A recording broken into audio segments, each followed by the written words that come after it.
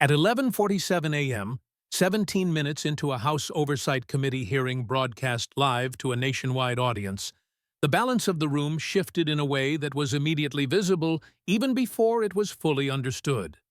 What had begun as a familiar exchange between a lawmaker and a federal official turned into a moment of recognition, the kind that freezes a room and sharpens every camera lens at once. Representative Ilhan Omar had entered the hearing expecting to press a case about accountability and selective enforcement, confident that the structure of the hearing favored her role as questioner. Across the table, FBI Director Kash Patel sat with the restraint of someone accustomed to scrutiny, offering short answers and signaling repeatedly that context mattered. The tension in that moment did not come from raised voices or theatrics, but from the realization that the hearing was no longer unfolding on one set of terms. This opening matters because modern congressional hearings are rarely just about information gathering. They are performances designed for multiple audiences at once, colleagues in the room, journalists waiting for clips, and millions of viewers consuming fragments in real time. In that environment, the difference between asking a question and controlling the narrative can decide the outcome before any facts are debated. Omar's strategy, as presented in this account, was to force a binary admission that could be framed as proof of political targeting. Patel's strategy was to refuse the binary without refusing the question, widening the frame until the premise itself became unstable. From the outset, the exchange was framed as a test of transparency. Omar asserted that progressive members of Congress were being monitored or harassed by federal law enforcement, an allegation that resonates deeply in a polarized climate. The claim was delivered with urgency and confidence, the tone of someone expecting agreement from the audience, even if disagreement followed in the room. Patel's acknowledgement that investigations of sitting officials do exist was not, on its own, extraordinary, but the way it landed made it feel explosive. What followed demonstrated how quickly a demand for clarity can become a demand for exposure when the boundaries of the question are not carefully controlled. The opening phase of the hearing illustrates a recurring pattern in contemporary politics. Lawmakers often assume that witnesses, especially those leading federal agencies, are constrained by secrecy rules that prevent meaningful rebuttal. That assumption can encourage aggressive questioning aimed less at learning and more at provoking a soundbite. But it also carries risk, because when a witness is prepared and procedurally cleared to speak, the same openness can reverse direction. The first minutes of this hearing set that reversal in motion. As Omar pressed for simple answers, she emphasized identity and motive, suggesting that investigations reflected bias rather than evidence. This framing was not unusual, and for many viewers it likely sounded plausible given past controversies around surveillance and civil liberties. Yet the insistence on simplicity, on yes or no, narrowed her own room to maneuver. Once Patel signaled that explanations would follow admissions, the exchange stopped being about abstract principles and started pointing toward specifics. That pivot, subtle at first, was the hinge on which the rest of the hearing turned. The atmosphere in the room reflected that shift before it was articulated. Journalists leaned forward not because a revelation had been made, but because the rules of engagement had changed. Members of the committee reacted in ways that suggested surprise rather than triumph, a sign that the script was no longer predictable. Omar's confidence, evident at the start, began to compete with the visible calculations of her counsel seated behind her. The opening minutes became less about accusation and more about whether to proceed at all. In this narrative, the key miscalculation was not a single question, but an assumption about leverage. Omar appeared to believe that calling a public hearing guaranteed narrative dominance, that the witness would be on defense from the first answer to the last. Patel's responses suggested the opposite, that a public forum could also be a venue for disclosure if the process allowed it. When he warned that specific answers in open session might have consequences, it was less a threat than a procedural reality. Ignoring that warning closed off options that might otherwise have preserved control. The decision to continue publicly transformed the hearing's purpose. What had been framed as oversight of federal conduct became, in perception, if not in law, an examination of a lawmaker's own exposure. This transformation did not require a verdict or even a conclusion. It relied entirely on optics and momentum. In an era when political damage often precedes legal resolution, that momentum can be decisive. The opening phase captured the exact moment when that momentum changed direction. It is important to note what this opening does and does not establish. It does not prove wrongdoing, assign guilt, or resolve the claims that would later dominate headlines. What it does establish is how quickly procedural choices can reshape a political event, especially when broadcast live. By insisting on transparency without defining its limits, Omar created a pathway for disclosures she could not then contain. Patel, by adhering closely to process and clearance, positioned himself as a conduit rather than an aggressor. The significance of the opening lies in its neutrality. Neither side needed to raise their voice or break decorum to alter the outcome. The structure of the hearing, combined with strategic assumptions, did the work. For viewers, the moment was compelling not because it felt dramatic, but because it felt irreversible. Once the frame shifted, the hearing could no longer return to its original premise. This is the context required to understand everything that followed. The later exchanges, the documents, the reactions, and the political fallout all trace back to these first 17 minutes. The opening shows how a demand for accountability can collide with institutional procedure in unpredictable ways. It also illustrates why seasoned officials often warn that public hearings are blunt instruments capable of cutting both ways. Before any evidence was discussed, the outcome was already taking shape in the structure of the questions themselves. Once the warning had been given and ignored, the hearing moved from theory to mechanics. The question was no longer whether investigations of elected officials existed, but whether the process governing those investigations could be safely discussed in public. By choosing to continue in open session, Omar effectively accepted the risk that procedural explanations would replace rhetorical framing. That shift matters, because procedure is where political narratives often lose their elasticity. Rules, timelines, and documentation do not adapt easily to slogans or moral positioning. Patel's response strategy, as reconstructed in this account, relied on narrowing his role. He did not present himself as an accuser, nor did he claim authority to judge outcomes. Instead, he framed his participation as a function of obligation, answering the questions asked within the bounds of what had been cleared. This posture is significant because it distances the witness from the emotional weight of the allegations. It also places responsibility back on the member who insisted on the line of inquiry. When sealed folders were distributed, the hearing crossed an invisible line.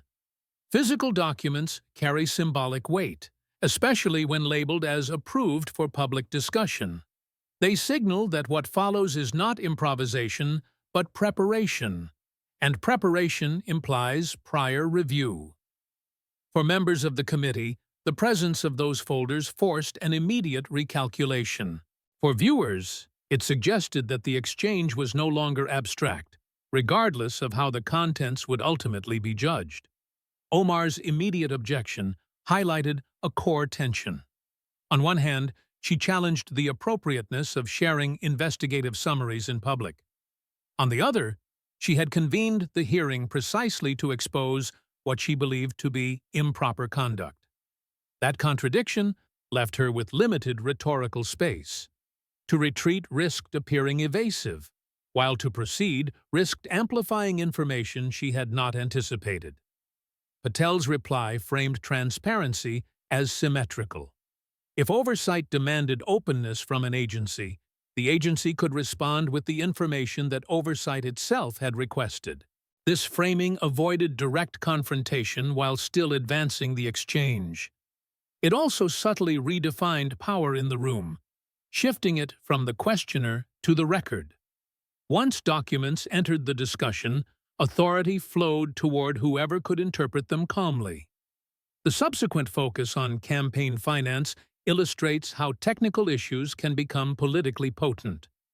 Campaign expenditures are inherently complex, governed by regulations that allow broad categories while prohibiting personal use. Most voters are not experts in these rules, which makes them fertile ground for confusion and speculation. By introducing specific figures and timelines, Patel's narrative moved the discussion from general suspicion to concrete inquiry. The effectiveness of that move lay not in the allegations themselves, but in their specificity. Specificity changes audience perception. General claims invite debate, but detailed sequences invite judgment. When numbers, dates, and entities are placed in order, they create a story that feels coherent even before it is verified. That coherence can be persuasive, regardless of legal merit.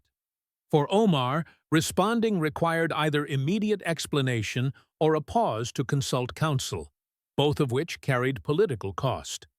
Her decision to contest the implications rather than the process reflected a familiar instinct. By emphasizing that hiring consultants and paying for services is legal, she appealed to common practice.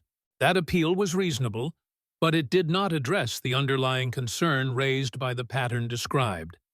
The issue, as framed, was not whether such expenses are allowed, but whether they were justified.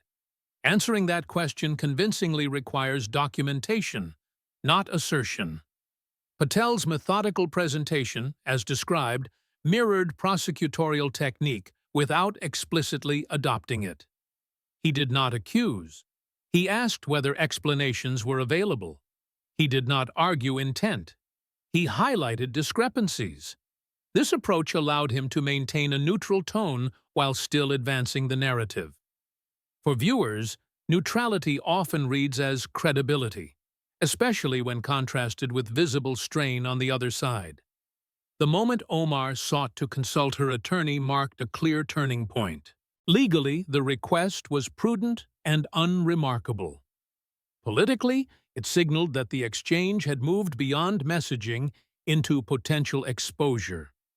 The chairman's refusal to pause underscored a procedural reality. Hearings are not depositions, and counsel does not control the room. That refusal further isolated Omar, reinforcing the impression that the process itself was driving events forward. As the discussion broadened to tax filings and marital status, the narrative crossed into more sensitive territory. Personal matters, when intertwined with official records, create discomfort for audiences and participants alike. Patel's insistence that relevance derived from documentation rather than speculation was critical to maintaining legitimacy. Still, the optics were severe, because personal history carries emotional weight regardless of legal framing. For Omar, the challenge was no longer rebuttal, but containment. Her attempts to characterize certain arrangements as cultural or misunderstood highlighted a gap between lived experience and legal categorization. Federal law does not easily accommodate nuance in matters like marital status or tax filing. That rigidity can feel unjust to those whose personal histories do not align neatly with statutory definitions. Yet hearings are not forums for rewriting those definitions. They are arenas where compliance is evaluated against existing rules. The invocation of potential immigration issues added another layer of complexity. Immigration law is both politically charged and procedurally dense, a combination that magnifies risk in public discussion. By emphasizing that investigations were ongoing rather than resolved, Patel maintained formal caution. At the same time, the mere introduction of the topic intensified scrutiny. In public perception, investigation itself often blurs with accusation. When the focus shifted to foreign contacts and potential registration requirements, the hearing reached its most volatile phase. Foreign policy engagement is a routine part of congressional work, but it exists alongside statutes designed to prevent undisclosed influence. The Foreign Agents Registration Act occupies a narrow but consequential space in that landscape.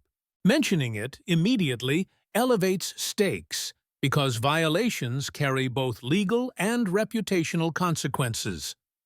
For Omar, this line of questioning posed the greatest threat, not because of any conclusion, but because of uncertainty. Patel's careful distinction between meetings, donations, and advocacy was designed to avoid overreach. He did not claim that contact equaled wrongdoing. Instead, he framed the issue as one of disclosure and registration. This distinction matters for policy analysis because it separates lawful engagement from regulated activity. However, in the compressed space of a hearing, nuance struggles to survive. The reference to communications obtained through legal process further heightened tension. Even without verbatim disclosure, the acknowledgement that messages existed shifted the burden dramatically. At that point, Omar faced a choice between addressing summaries she disputed or declining to engage further. Her eventual decision to invoke the Fifth Amendment was legally sound but politically devastating.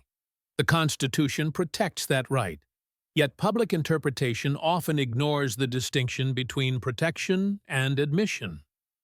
The reaction in the room reflected that disconnect. Members spoke at once. Journalists rushed to transmit updates, and the chairman struggled to restore order. In such moments, procedure yields to perception.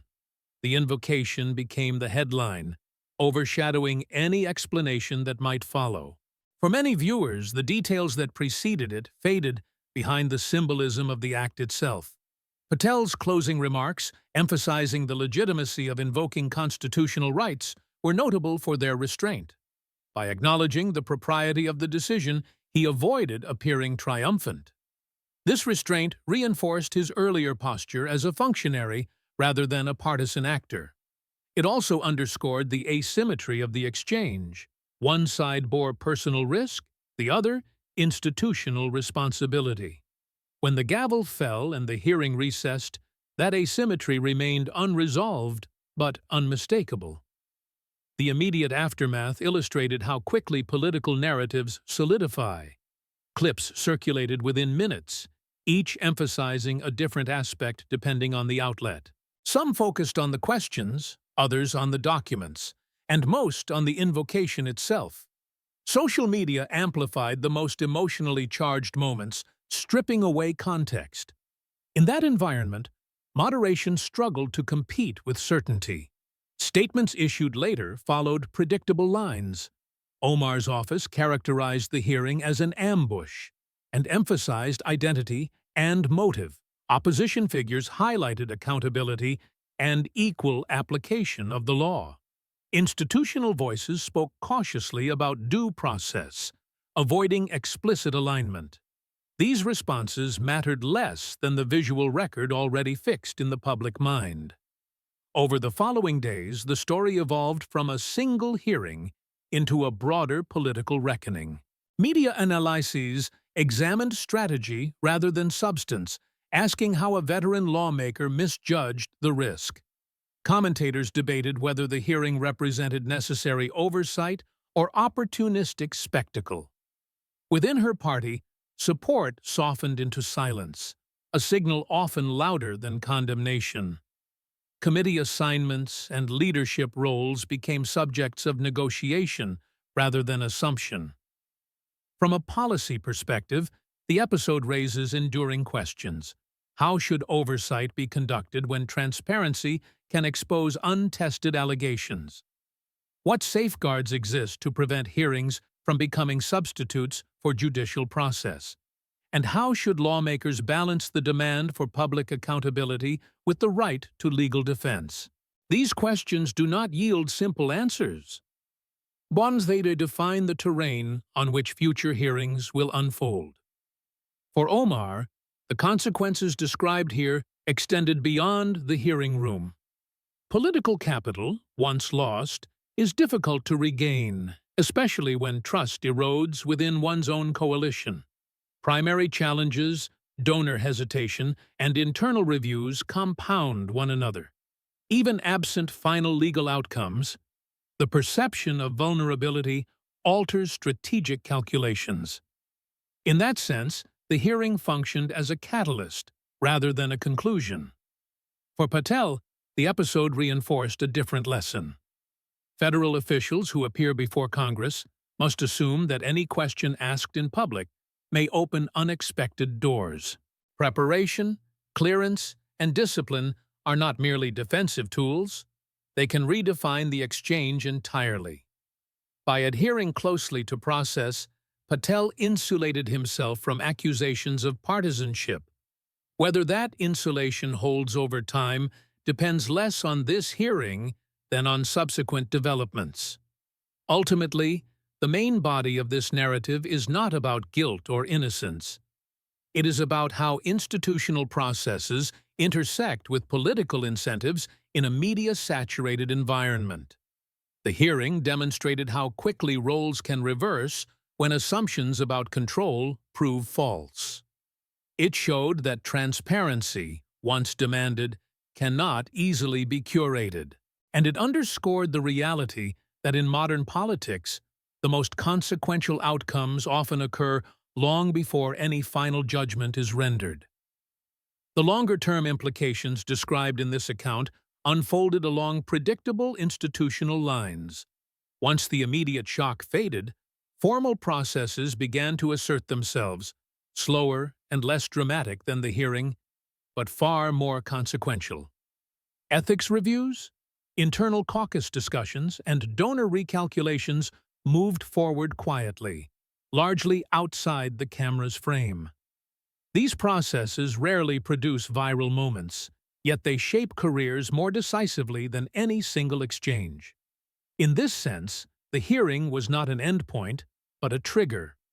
Within Congress, reputational damage often operates independently of legal outcomes. Members assess risk not only in terms of criminal exposure, but in terms of electoral vulnerability and party branding.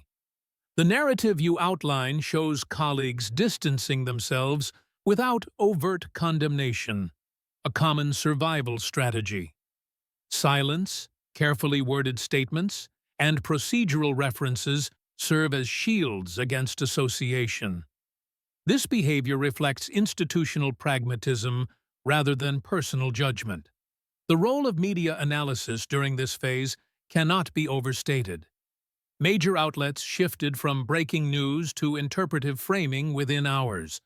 Some focused on whether Omar's strategy backfired, others on whether Patel overstepped, and many on what the episode signaled about oversight culture. These frames influenced how subsequent developments were received.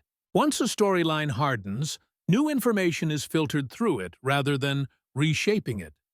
Polling reactions, as described, illustrate another reality of modern politics. Voters respond less to detailed explanations than to impressions formed in high-visibility moments. The invocation of constitutional rights, while legally protected, carries symbolic meaning that varies by audience. In districts where trust in institutions is fragile, ambiguity can be costly. For Omar, even supporters inclined to grant benefit of the doubt faced fatigue in defending complexity against simplicity. Financial repercussions followed a similar pattern. Campaigns depend on confidence as much as ideology, and donors are sensitive to uncertainty. When the prospect of prolonged legal scrutiny emerges, resources often shift elsewhere. This reallocation is rarely ideological. It is strategic. Money seeks stability, and instability invites challengers. The emergence of a primary challenger in the narrative underscores this dynamic. Intra-party contests often arise not from ideological disagreement, but from perceived electability gaps. A challenger need not refute allegations directly, only promise focus and normalcy. That promise can be persuasive in districts accustomed to predictability. Once such a challenge gains traction, the incumbent's margin narrows regardless of ultimate legal findings. For party leadership, the calculus is similarly detached. Protecting vulnerable seats and maintaining broader coalitions takes precedence over individual loyalty. Public statements emphasize due process, while private discussions weigh risk. This duality can appear cynical, but it reflects structural incentives rather than personal animus. In the narrative, this dynamic leaves Omar increasingly isolated. The legal dimension, introduced later, adds gravity, but not resolution. Announcements of charges or reviews carry their own weight, yet they unfold on timelines disconnected from electoral cycles. Trials move slowly, while politics moves quickly. This mismatch means that even acquittal may arrive too late to restore lost standing. The damage, once done, rarely reverses fully. From a governance perspective, the episode raises questions about oversight norms. Should hearings that touch on active investigations be structured differently? What protections should exist to prevent public proceedings from becoming de facto trials? These questions have surfaced repeatedly over decades, resurfacing whenever high-profile cases collide with televised oversight. No consensus has emerged, largely because transparency and restraint pull in opposite directions. The narrative's portrayal of Patel returning quietly to his duties reinforces an institutional contrast. Federal agencies are designed to absorb controversy and continue functioning. Individuals within them may face criticism, but the structure endures. This durability can make agency representatives appear detached, even cold. Yet that detachment is often a requirement rather than a choice. By contrast, elected officials operate in a far more personal arena. Their authority is inseparable from public trust, and their actions are continuously interpreted through political identity. When a hearing reframes that identity, recovery is uncertain. In the account you present, Omar's earlier confidence becomes part of the story's irony. The contrast between expectation and outcome drives the narrative's power. It is worth examining how the concept of transparency functions throughout. Initially, transparency is invoked as a demand directed outward toward an institution. Later, it becomes a force acting inward, exposing vulnerabilities the demander did not anticipate. This inversion is central to the episode's lesson. Transparency is not a one-way instrument. It reveals indiscriminately. The staffer's retrospective commentary at the end of the narrative serves as a thematic coda. By emphasizing preparation and documentation, it reframes the hearing as a clash between narrative and record. Whether or not one accepts that framing, it reflects a broader truth about institutional power. Stories mobilize support, but documents determine outcomes. When the two collide, the one backed by process usually prevails. For analysts, the episode provides a case study in political risk management. Calling a public hearing carries inherent danger, especially when the subject involves enforcement or investigation. The assumption that exposure will favor one side depends heavily on information asymmetry. If that asymmetry does not exist, the risk multiplies. In this narrative, misjudging that balance proved decisive.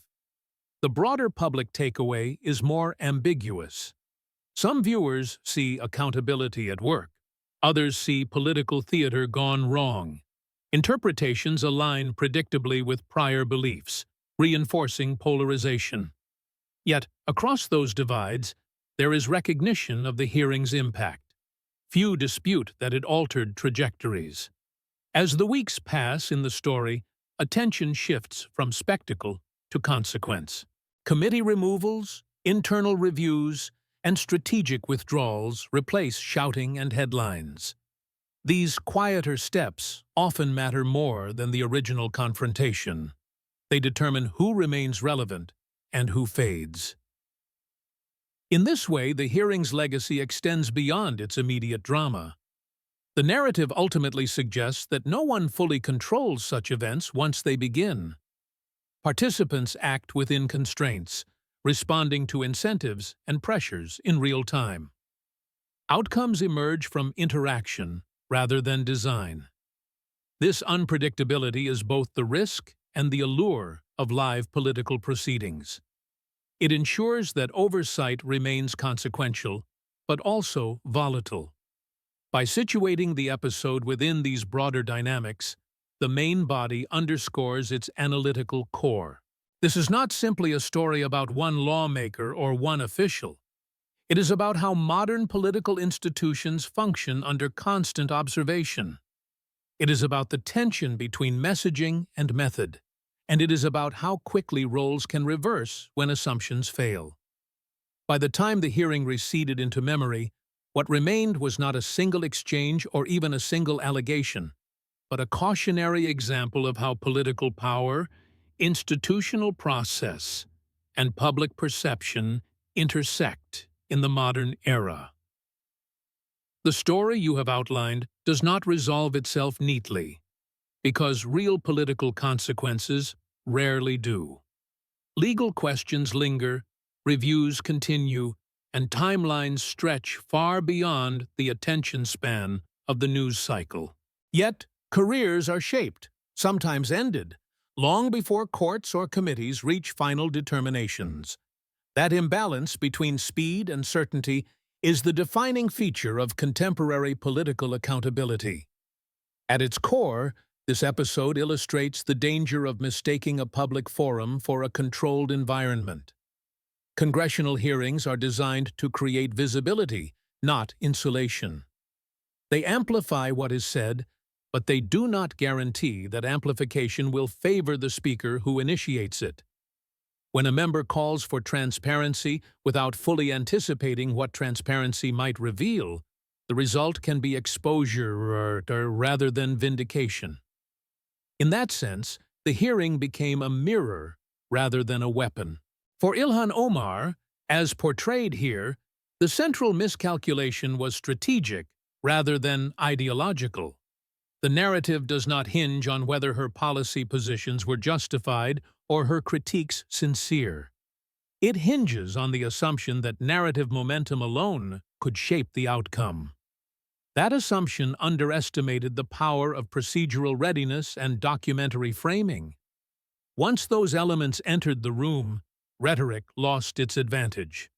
The invocation of constitutional rights, while entirely legitimate, crystallized that loss of advantage in the public mind. Legally, the Fifth Amendment exists precisely to protect individuals from compelled self-incrimination. Politically, however, its invocation in a televised setting often carries symbolic weight that overwhelms its legal meaning. This disconnect is unfair in principle, but persistent in practice. It reflects a broader public tendency to conflate silence with admission, regardless of context. The reaction of Omar's colleagues, particularly those within her own party, further underscores the institutional reality. Support in politics is conditional, shaped by risk assessments as much as by shared values. When uncertainty threatens collective goals, distance becomes a form of self-preservation. This behavior may appear disloyal, but it is deeply embedded in legislative culture. The silence that followed spoke less about judgment and more about calculation. For Kash Patel, the episode reinforced a different lesson. In public oversight settings, restraint and preparation can be more powerful than confrontation. By adhering closely to process and avoiding overt accusations, He minimized his own vulnerability. His role was framed not as an antagonist, but as a conduit for information already cleared for disclosure. That framing allowed him to withstand scrutiny, even as the focus shifted dramatically. From a systemic perspective, the episode raises unresolved questions about how oversight should function. Televised hearings blur the line between inquiry and spectacle. They invite lawmakers to perform for audiences beyond the room, often at the expense of deliberation. At the same time, they provide transparency that closed-door processes cannot. Balancing these competing values remains an open challenge. The narrative also highlights how quickly political meaning hardens once visual moments are captured. A single frame, a pause, a visible reaction can eclipse hours of explanation. In an era dominated by clips and memes, nuance struggles to survive intact. This reality pressures participants to think not only about substance, but about optics at every second. Those who misjudge that pressure often pay a lasting price. Importantly, the conclusion of this story is not a verdict. It does not declare guilt, innocence, or final accountability. Those determinations, if they come at all, belong to formal processes operating on their own timelines. What it does conclude is a political arc, one shaped by perception, momentum, and institutional response. In modern politics, that arc can be decisive regardless of legal outcome. The broader lesson extends beyond the individuals involved. Any public official considering a high-profile confrontation must weigh not only what they intend to reveal, but what they might invite. Transparency is powerful precisely because it is indiscriminate. Once invoked, it does not distinguish between accuser and accused. It illuminates whatever lies within its reach. For audiences, the episode serves as a reminder to separate process from performance. Hearings are not trials, and allegations are not convictions. Yet the emotional impact of watching events unfold live can blur those distinctions. Critical engagement requires resisting the urge to draw conclusions based solely on dramatic moments. It requires patience that the media ecosystem does not naturally encourage. As the political system continues to operate under constant surveillance, similar confrontations are inevitable. The incentives that produce this outcome remain firmly in place. Lawmakers will continue to seek moments that resonate beyond the chamber. Agency officials will continue to navigate the tension between openness and obligation. And audiences will continue to consume fragments faster than full explanations. In that environment, the true takeaway is not about who won a particular exchange. It is about how fragile control becomes once proceedings move from preparation to broadcast. Power shifts quickly, often irreversibly, when assumptions about information and leverage prove false. The hearing captured that shift in real time. Its legacy lies in demonstrating how swiftly the roles of prosecutor and subject can reverse. Ultimately, the story closes where it began, with a moment of realization rather than resolution. A realization that transparency, once demanded, cannot be selectively applied. A realization that political confidence is not a substitute for procedural awareness. And a realization that, in the modern political arena, the most consequential outcomes often occur before anyone realizes the game has changed. That, more than any single allegation or defense, is what gives this episode its lasting significance.